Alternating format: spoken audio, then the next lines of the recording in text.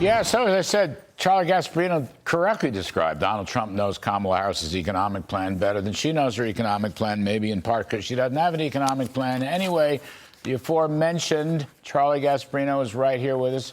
First, all right, Steve Forbes, Forbes Media Chairman, Editor-in-Chief, and Charlie Gasparino, Fox Business Senior Correspondent, author of a great book, Go Woke, Go Broke, The Inside Story of the Radicalization of Corporate America.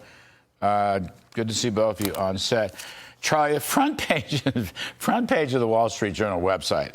I mean, we've been doing all this Secret Service word salad stuff, but Kamala has flip-flopped. This is the Journal, not the editorial page. These are the reporters, okay? It's not quite the same thing. Definitely not the same thing. Someone who worked as a reporter there. All right. Medicare, she's flip-flopped. Medicare for all, fracking, Green New Deal, decriminalizing illegal immigration, and EV mandates. Now, you know her economic plan better than she knows her plan. Written on a napkin. And it's written on a napkin, maybe smaller than a napkin.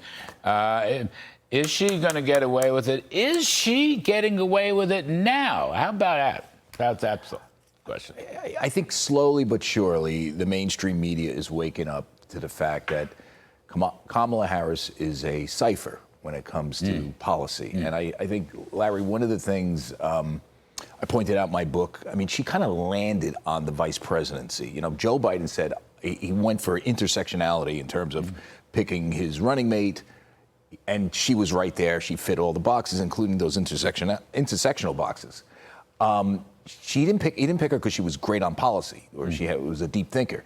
And what you found is she spent 4 years in the White House as VP and didn't do any of the homework here. Now what we have, if you ask her any question, okay, look at her answers, and people are like, what the hell is this? And, you know, you could say she's flip-flopping because the bottom line is she's empty, and she has advisors saying this is how you get elected, by flip-flopping on these issues, by touting these issues, even though they were, you know, diametrically opposed to what you said 4 years ago.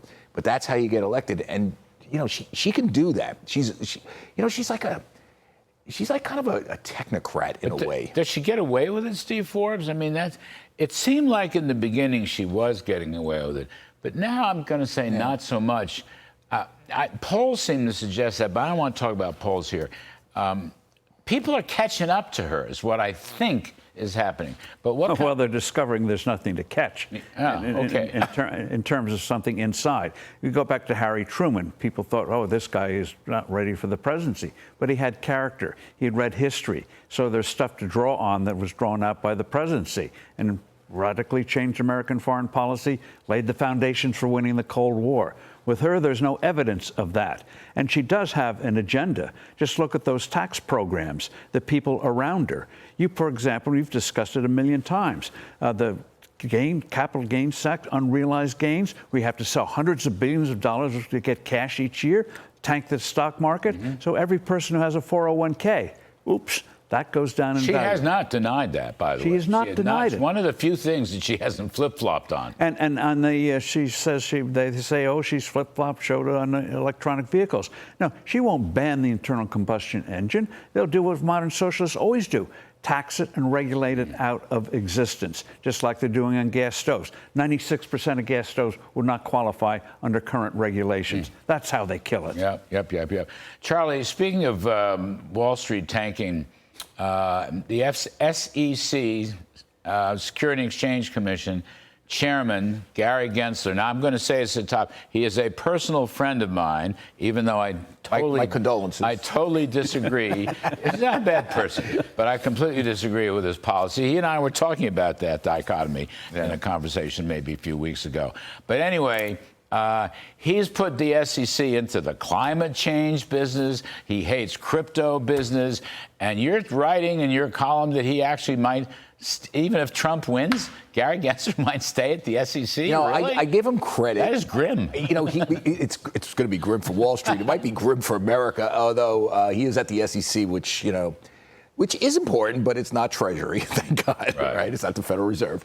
But it does have important function. It should be watching out so Americans don't get ripped off in the private sector. So what I understand from people close to him that know him, he's like saying, I'm going to stay until my term ends. his term ends in 2026, even if Trump gets elected. Now, here's where it gets funny and could be hysterical if this does happen. So he stays. Let's just say he stays, right? Carolyn Crenshaw, who's another SEC commissioner, Democrat, gets reappointed by Biden now. Her term is up, and the Democratic Senate, approves her, which it has to do. You get all that together, he could de facto be running the SEC as not the chairman. Trump could designate a separate chairman, but they'll have 3 Democrats on the 5-member board running policy. That could happen. So now, Republicans, after my column, are freaking out. They're trying to figure out how to keep him from doing this. So one plan is to lock him out of the building. Another plan, obviously, shut off his email. I'm not kidding you. I'm getting this from people who could be replacing him. It would be horrible. We're going to keep him out of the building. Give him an Israeli pager? Is that the kind of thing you're talking about? That's a joke. I just want to say it's a joke because it's been in my head. So we can't get in the building, can't access the email system, so he can't vote. I'm telling you, I'm getting this from serious people.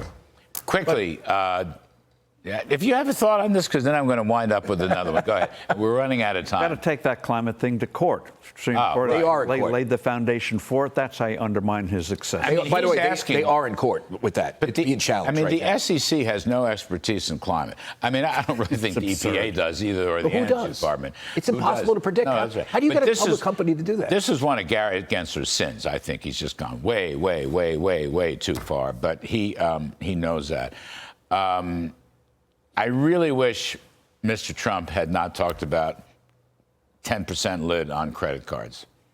Not going to happen. I mean, it'll never happen. The resistance is going to be led by the Dakotas, which back in the 1970s, I don't know why it's not removed the caps on credit cards. I just can't figure out why. It must have been the moment. He was musing. He doesn't actually believe How about the SALT deduction? You think he's going to bring that back? I'm praying. It's someone who lives in New York. I'm going to leave that alone. But he'll cut your marginal tax rate even more.